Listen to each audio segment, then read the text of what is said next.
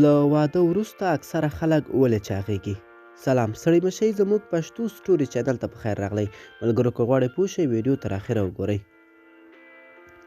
آیا تاسې هم متوجه شوي یاست چې اکثره خلکو کې له واده وروسته اضافي وزن زیاتیږي او په چاغۍ چې اوس مهال ناروغي حسابیږي اخته کیږي؟ که هو نو د حیرانۍ خبره نشته، ځکه چې مختلف طبي څېړنو ثابته کړې چې د بریالي واده او د بدن وزن ترمنځ پیاوړې اړیکې شتون لري. د امریکا په نارت ترسره شوې څېړنه چې له 8000 څخه زیاتو جوړو د بدن وزن څېړلی ودې پایلې ته رسېدلي دي چې د واده شویو ښځو وزن د واده لومړیو 5 یا 6 کلونو په جریان کې په اوسط ډول 15 کیلو زیاتیږي. څېړنې کې ویل شوي چې له واده وروسته د نارینه وزن هم زیاتیږي او یوازې 2 کلونو کې یې وزن 15 کیلو پورې زیاتیږي، خو دا یوازې په هغه صورت کې چې له خپلې مېرمنې سره غوره اړیکې ولري ممکن وي. په همدې ډول د امریکا د روغتیا ملي انسټیټیوټ یوې څېړنې کې هم د نوي واده او وزن زیاتېدو ترمنځ پیاوړې اړیکې موندل شوې.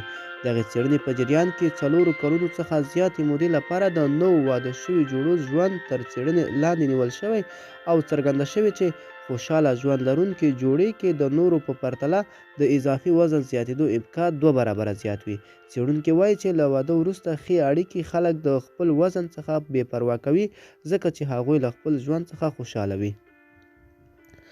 د نیو انګلند ژورنال اف میډیسن طبي جریدې کې خپره شوې څېړنې کې حیرانوونکې ادعا شوې چې واده شوي جوړې کې اضافي وزن هم یو شمېر ځانګړي په څېر له یو څخه بل ته لیږدول کیږي. د دغې څېړنې پر بنسټ که چیرې د خاوند یا مېرمن وزن زیاتیږي، نو 30% امکان لري چې د ژوند ملګري وزن یې هم زیات شي او لامل یې د مېرمن او خاوند د عادتونو ورته والی دی. خو څېړونکي ټول په دې باور دي چې اضافي وزن چې لامل یې هر څه وي د انسان پر روغتیا ډېره ناوړه اغېزه کوي او اوس مهال په نړۍ کې چاغې ناروغي بلل کیږي. که څه هم د استرالیا کوینزلینډ پوهنتون څېړنې ثابته کړې چې د واده وروسته حتی که ګټور او چاغې نه لرونکي خواړه هم وخوړل شي بیا هم وزن زیاتیږي، خو واده شوې جوړې په ورځني ډول ورزش کولو سره د دغې ستونزې مخه نیولی شي. ملګرو دا وه زموږ چمتو شوې ویډیو. خدای دې وکړي د ویډیو مو مطلب اخیستی وي. د لا ښکلې ویډیوګانو لپاره زموږ پښتو سټوري چینل سره اوسئ. تر بلې ویډیو خیر چاره.